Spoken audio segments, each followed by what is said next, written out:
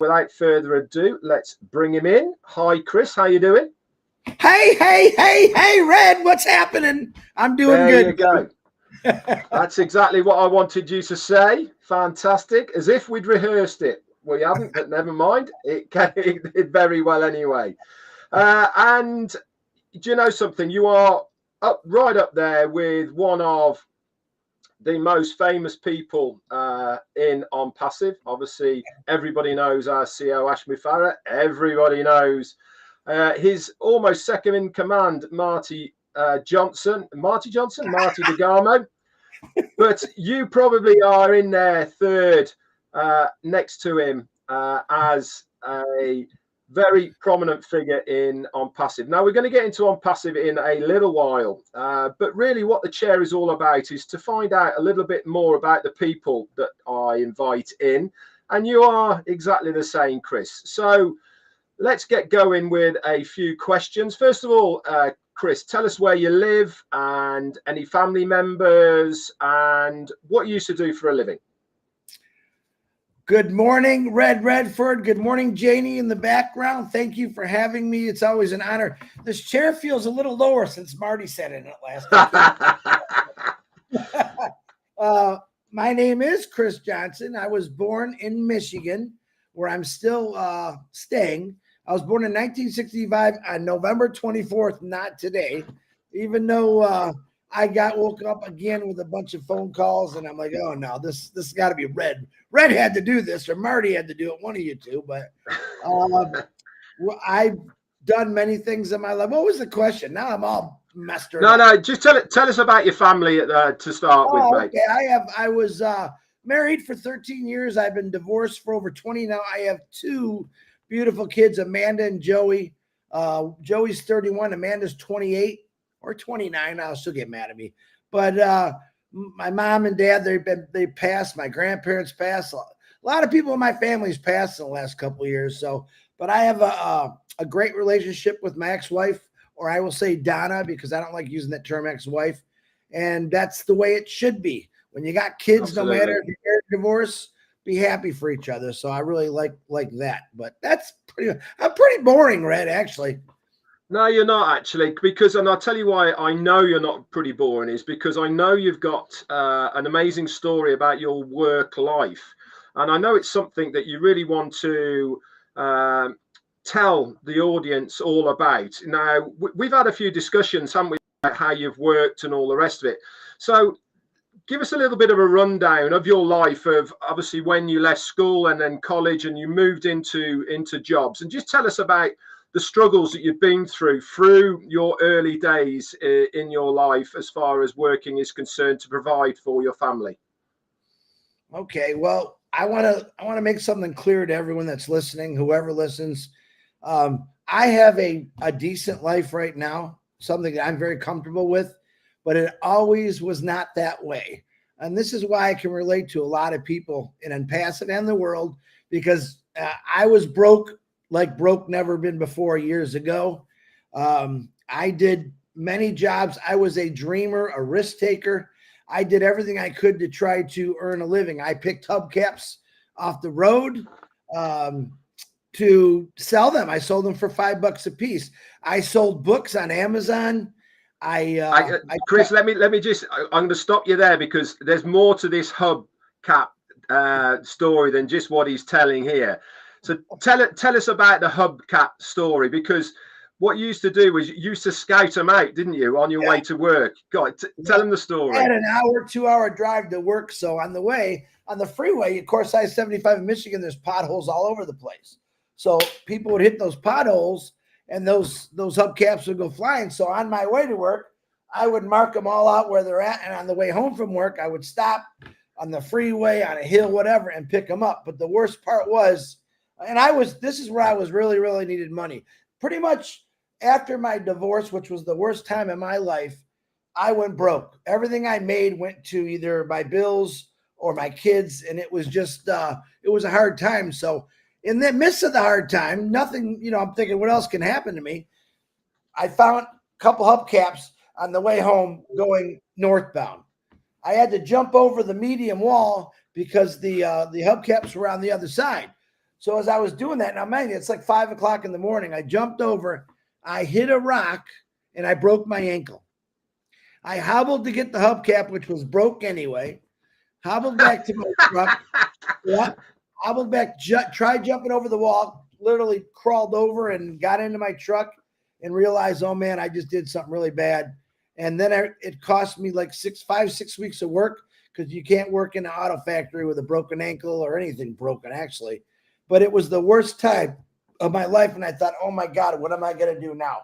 So you were broke financially, your leg was broke literally, and you couldn't work for 5 weeks. So what did you do? I sat around thinking about what I can do to make money to keep myself going. And that's when I got into the books. I used to love going to garage sales and yard sales. And I always realized people are always just trying to get rid of their books. So I would go in there, and if they had 100 books, I had a lot of people even donate books to me. And I would say, well, how much you want for them? What do you got? I said, I got $5. I'll take them all. And they would give them to me because they just wanted to get rid of them. I would take them home, sort them out. I went on to Amazon and I would sell them. And I actually did really good with it. And that kept me afloat for a while till I can get back to work. But I'm telling you, Chris Johnson knows what it's like to be broke. And it was at least 3 years where I struggled immensely. And I was at that point where I don't know what to do anymore. Like a lot of people get. I just don't know what to do anymore. And I'm thinking, my God, what am I going to do? Anything I could to find a way to make some kind of money, I would do it. But it didn't always work out. And yep, I got behind. I got in debt. So when people listen to me, I'm trying to tell you, I was in your spot.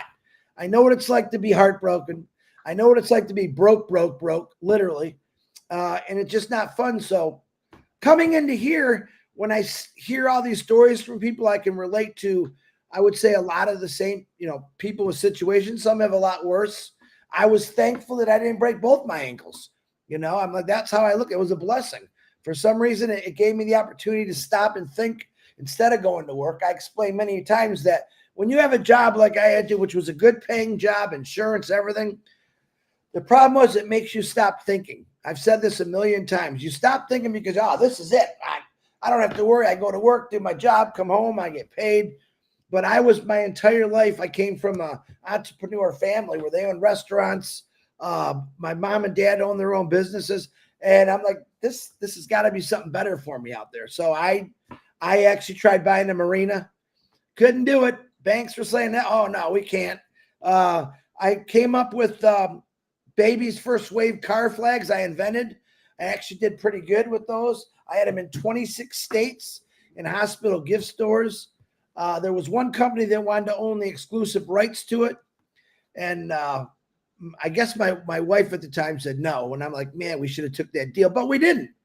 And we kept doing it. And then when they crashed 9/11 into the plane, everyone stopped spending money. Everyone stopped buying. So boom, that halted. And I'm like, okay, another roadblock in my way. I got to come up. So then I start drawing things. I wanted to design an indoor sand volleyball court because people love volleyball. I mean, it was a big thing back then, but I'm like, well, in Michigan, you can only play it because when the weather comes, you're not outside. So I wanted to create an entire ecosystem of just sand volleyball where sand courts inside, air conditioning, a little tiki bar where people go hang out afterwards and have like a beach party. Again, nice. That costed millions of dollars to do. And I'm thinking, I tried. Banks aren't going to give me the money. I was just an auto worker. At that time, probably making $50,000 or $60,000 a year at that time, which was a lot of money back then. But it's like, no way. You don't have what do you have to back you up for all this? I don't. It was just an idea. And 50 years ago, you could sell a bank a good idea and they would go for it. But with all the other stuff that happened, I even tried getting federal grants to get money to start a business, and that didn't even work for me. So I'm like, man, I'm a dead end. Everything I try to do, like my son's going through right now. He's trying to find his way and what can he do best. He loves technology, but I tried telling him it doesn't matter how many walls you hit, and you're going to hit them. Everyone does. But you just got to keep your mind going. If you fall into a depressive stage, and you think, man, I'm never gonna accomplish nothing. You're wrong. People have accomplished things that are so great that had nothing, and they weren't 20 years old. Some of them were 60 and 70 years old. But the thing is, they keep going no matter what. And let me tell you, it hurts being broke. I know it. I'm sure Red has been there. It's not fun. 3 times. It's not fun. So I could go on and on, Red, but I just want people to know that I have a good, comfortable life right now, and I'm having fun. It certainly sounds like you've always been a dreamer, and I think this is again one of the recurring things I find out about people in the chair is that majority of people who have been in the chair have always been dreamers. I mean, like we had Lily Jackson in yesterday, again, a big passion for dreaming, you know, and all the rest of it. And I think you are one of these people as well that has always had a dream. Otherwise, you'd have just done your ABC job. You know, you've done your 9 till 5 ABC, and thanks very much. I'm earning decent money. So let's just go back to the auto trader business at the moment. So how long did you do in the auto industry? I did 32 years, but if you counted the hours that I worked, it was probably like 46 years. Okay, and what made you retire from that? Was it a financial thing, or was it a health thing, or was it early redundancy, or? I pretty much worked myself to death. Literally, my last 8 years was 130 hours, 7 days a week straight. Wow. Didn't really know what time it was, and I went on a vacation. I would try to go on 1 to 2 nice vacations a year just to get away from it. And I told you what ruins a good vacation is when you're thinking about going back to work. And I was actually in Mexico. I went to the inner city of Mexico to check out all the cathedrals and churches, which is absolutely beautiful. And I thought, man, I don't want to work anymore. I'm done. I called my boss up. He didn't believe me.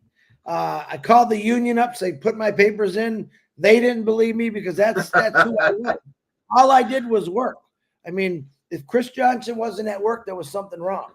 But I'm going to tell you right now, it's great to make a lot of money, but when you live like that, you don't know what day it is or time it is. I am blessed to have the job. I took advantage of every hour I could work and make as much money as I can. But in the long run, it did hurt me. It did stop me from doing things I wanted to do. You know, sometimes when you're in a bad spot, Red, you think of things, man, mate, why not try it? Why not? Yeah. Why not go rent a truck and sell ice cream? I got an aunt that was made beautiful businesses out of it. You know, why not make something and go sell it at party stores? There's millions of ways to make money. And that was how I always been. My grandparents owned 5-bar restaurants. So I was in the restaurant business as a young kid. And my grandma always says, you're going to own your own bar someday. And I looked into bars too. I'm thinking, no, too much liability. I don't really, especially with you as the owner. Yeah, loads of liability.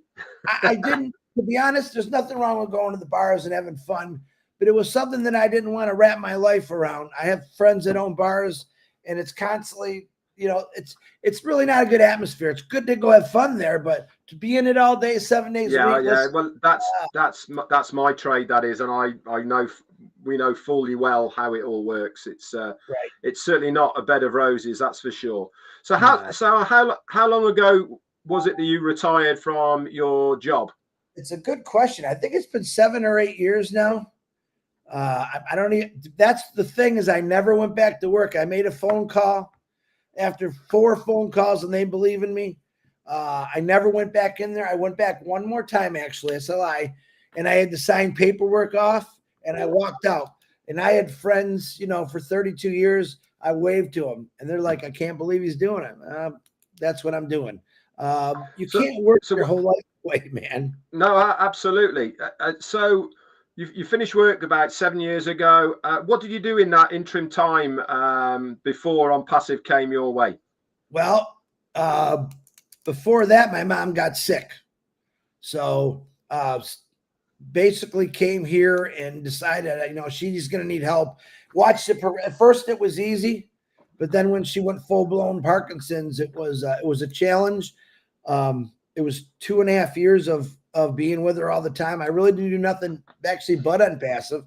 I am thankful for OnPassive kept me going because I couldn't do anything. I couldn't leave the house. We had the pandemic. I didn't want her to get it. And so I locked myself in the house for 2 years. And luckily I had good people like you and the founders to talk to on a computer every day. But absolutely. That's what I did. So let's bring this all the way around now to OnPassive. Obviously, we've found out an awful lot about you through your life and your working environment, etc. I know who your invitee was for OnPassive, but tell the people about how you got involved in OnPassive.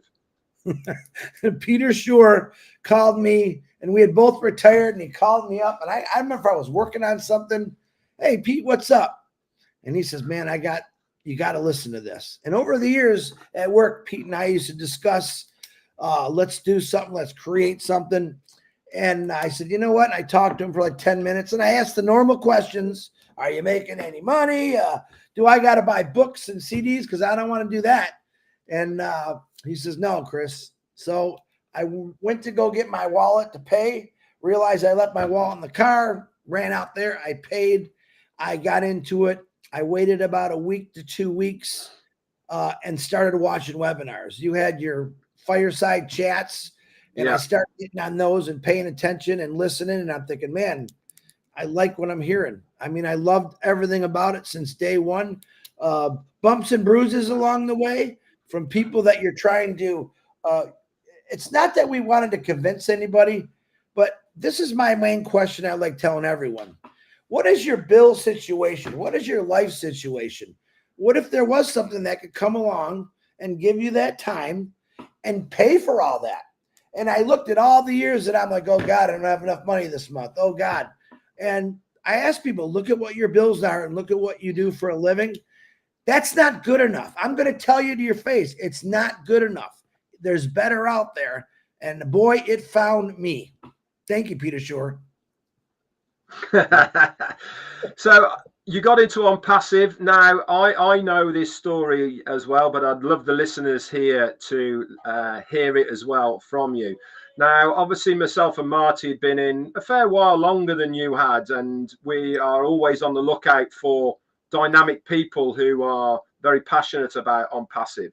And Marty came across you, didn't he? And Yes. Tell us a bit about the story of you and Marty and how you met and getting involved with doing some webinars. Well, of course, I was just watching you guys and showing up in some webinars, and he texted me one night. I'm like, I looked at my phone like, Marty DeGarmo, why is he texting me? He said, hey, you want to go to P&G with me? And that was a big webinar. And I said, yeah, send me the link. And be honest with you, I didn't know a lot about computers and links and all that. So I went in there, and I would say that's where I was born in the P&G webinar. That's where I actually first met Marty.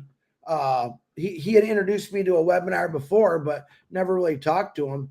And when I got onto P&G and listened to their stories, I'm thinking, I thought about all the, let's say, crap I've lived through, and nothing compared to what these people were going through. And for some reason, it completely changed who I was that instant. I'm not going to talk about what I did because most people know. I believe in the right hand not telling the left hand, but it was the most amazing feeling. I remember coming back and fireside chat, and Red says, what's the matter? I said, I'm still really emotional about what happened last night. I just can't believe it. And it blew me away. So people say, well, when did you really get going on OnPassive? I said, the night I went to Marty DeGarmo invited me to go to P&G, and I was blown away by a woman called Nancy, David Bacow, Daniel. I mean, people that some of them have passed on by now, which breaks my heart. But these people made me say, Chris, your life's pretty good. Be thankful for it. But we're still going. We're still trying. So that was my breaking point, saying, I got to go full blown OnPassive. I'm sorry. This is too important. Absolutely amazing. And I can remember as well when you first started doing webinars with us and all the rest of it. Man, you were a bag of nerves. Do you remember the days banging the table, banging the table? Well, yeah, I think watching, and I've really learned from you guys, I've watched you quite a bit. I've watched Marty, Jeffrey, Michael, Calm, just tell the truth. And I think, you know, your nerves at first, I don't really think about people watching me anymore. But what I want to do is I never want to tell someone a lie, and I never, ever want to tell someone the wrong information, which I did.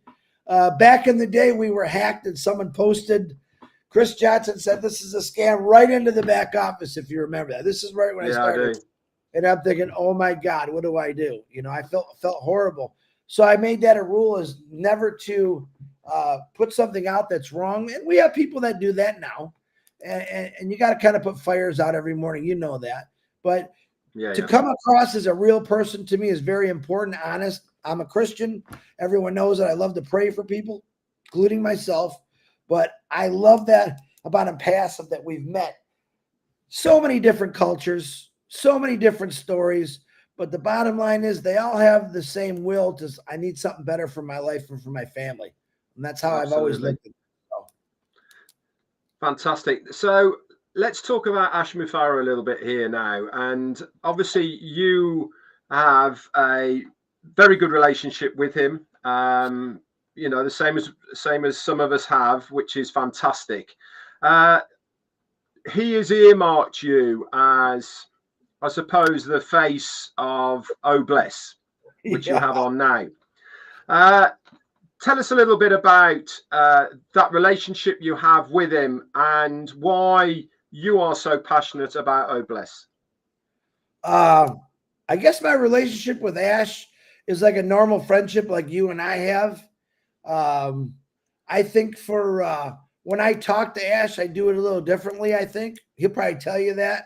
Where if he says something that I wouldn't agree with or I want to understand more, he explains it to me, or we have like average conversations. But I found out it's like meeting, you know, a big famous person, which I consider him a big famous person, but he's just a normal bloke. I'm going to put it in UK terms. And he's got a sense of humor, and he shows it once in a while in the webinars. But off the record, he's a normal dude. He just wants to create something, which he did create something that's going to change the world. And I loved that. When he called me out as Mr. OBless, I'm not a label guy. I've worn many hats in my life. I've had many labels. And after I retired, I realized I don't want to be labeled anything anymore. Big responsibility, lots of work. You have to shine all the time. And for me, I did that for years. I thought maybe I just want to crawl in a hole and be by myself and enjoy my life a little bit. But when he announced OBless, me as OBless, and I could have picked a million people. There's so many founders that have done so many good things in OnPassive. I was blown away. And I'm like, oh my gosh, this is a big responsibility, Chris. And we start doing stuff with OBless because we didn't really know what it exactly was yet. Later, you know, we found out it's going to be a learning tool. It's going to be an amazing tool, but it's going to help a lot of people. The greatest accomplishment I think I did so far, and it wasn't even an OBless project, was to help out the Seeds Academy in Africa. Yeah. And not just me, many thousands of people pretty much built this guy an entire school. And we're still continuing to help this guy out. And man, I was never so proud of founders because a lot of people get on and talk the talk, but they don't walk the walk. And people poured in money to build this school. It started off, he just needed a tin roof. That's then I think we built 2 more buildings. We built a bathroom facility, soccer ball. I still want to put a soccer ball court, a real soccer ball court out there for him, and that's coming. But I was never so proud of people. And look, there's people from all over the world, different religions, definitely different cultures. We know that, who donated to a guy they never met, and didn't just help one guy. It was 400 or 500 kids, and people today are still helping them out, which I absolutely love. So am I going to be proud to go there one day and visit and say, wow, I was part of this with a lot of people, and look at all the smiles on these kids' faces. That's really what it's about for me right now. It's about just really changing people's lives. I don't want to go give someone a yacht, you know, or a new car. I want to just see them be happy. And I think OnPassive is going to give a lot of people happiness. And we think at first we were talking about, you know, I want to learn how to fly a helicopter and big yachts and big houses. But technically I started off wrong. That's not what it was about. And it took me a couple months to figure out that this isn't about just your wealth and your security for the rest of your life. This is about changing people's lives. And that's what Ash Mafar has done his whole life, even though people beat him up for it. But I'm going to tell you this. You will see the true story of Ash Mafar in the future. And I promise you, you'll be blown away by it. Promise you that. Absolutely. So we've got a few minutes left. Let me ask you about OnPassive. Obviously, you know, you are very passionate about it, and rightly so, the same as we all are. But where and what do you think, not where, but what are your views as far as what OnPassive is going to do for people out there? Whew. Man, I got a book I can write about that one. I think it's just some of the countries that we've touched are really, really poor. Let's just be honest about that. And we have poorness in America too, in every country. But to see someone, I've been to Colombia a few times, and I watched 89-year-old men on the street selling little trinkets, lemons, limes, whatever. And these guys do this 12, 15 hours a day in the heat, and they don't make a lot of money. And I'm looking at just that one individual, and there's thousands of them. Imagine if they could make the kind of money from doing nothing, not getting out on the street, not selling things all day long, and how much it would change your life. In other words, the best way I could say it is, and I don't like using money, but I'll just use this for example. If there's some people in this world that barely make $300 a year to $3,000 a year. Imagine if you quadrupled their income and what their lives would be like. Now, what I'm finding out is, especially in Africa, we got a lot of work in Africa, PNG, every country. Imagine you have 1,000 people that's, let's say, Colombia, all right? And every one of them are struggling. There's no jobs, not good paying jobs. And you turned around those people's lives for 1,000 people in Colombia. Imagine what the rest of the country is going to see is, oh my God, what is this? Look at this guy. Look at, and a lot of it will be in the future, people showing not what we bought, but the accomplishments that OnPassive is going to do and create. Papua New Guinea is going to be a whole nother world once we get going here. I can promise you that. Vietnam, United States of America. There's going to be a lot of, I think a year after we get going, there's going to be a lot of opening of jobs because a lot of people are going to say, all right, I don't need to work anymore. And I think that's going to change a lot of people's lives. If I could say, I don't, you know, if I didn't have the opportunity to work 32 years and say, wow, if I could change that, what would I have done different? A lot of people say that to themselves, but don't wait till you're 32 years up like this big head here. Say it when you're young. What can I do different that I can enjoy my life, better my family, better everyone around me? Don't be evil, be truthful, and go out and do something different, because working for a living, everyone knows it's just not fun. And why not change someone's life? If I could change my son's life or his friends or their friends that are 20, 25 years old, hey, you don't have to go do that roof anymore. I've done all those hard jobs. They suck and they hurt. And now at my 58 years of age, I feel those pains. A lot of people ask about my eyes. I just went to the eye doctor yesterday, Red. I have sealed tear ducts. I got a cataract in this eye, and my muscles on my eyes are getting weaker. And pretty much sooner or later, my eyes just might be closed, but I'll still be talking.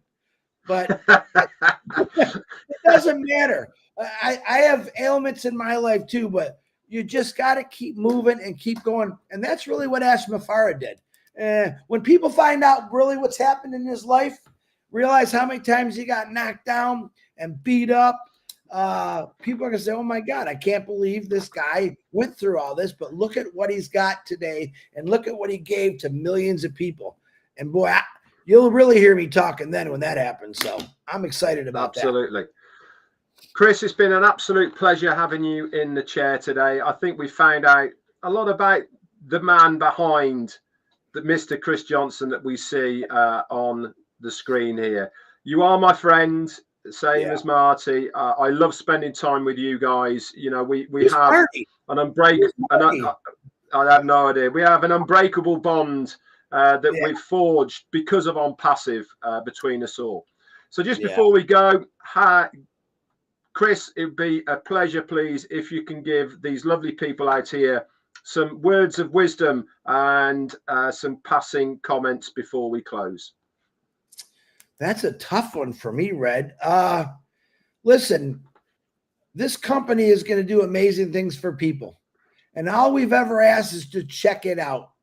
I passed up a lot of things in my life that probably were pretty good because I was afraid of all the stuff I did. Oh, that ain't going to happen. Stop telling yourself it's not going to happen, because it will happen, especially through OnPassive.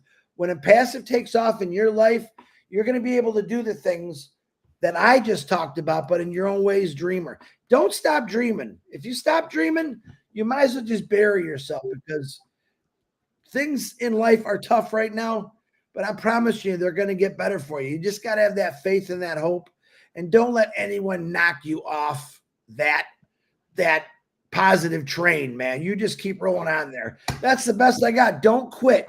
Don't give up. That's what I got. Red, absolutely. Great job. I'm proud to say that I can work with you on at least 1 week a basis, but we talk every day. Yeah, we do. You're an inspiration to many people. I always said you missed your calling. You should have been a big speaker on TV, television, because you're really good at it. But I love you, man, from the bottom of my heart. And cheers, Chris. Someday to sit in the pub and have a nice cold beer with Red and Jay. Absolutely. It's going to happen. You know it's going to happen, I'll tell you. I owe you definitely like going to happen. I owe you like 9 cases of beer right now. Yeah, I think we're on a bit of a wave now. I think you keep nicking a few back, but it doesn't matter. Ladies and gents, it's been an absolute pleasure having this man in front of us here, Chris Johnson, in the chair. What an absolute inspirational person he is. And it has been for me, one of the highlights of the chair to have you here.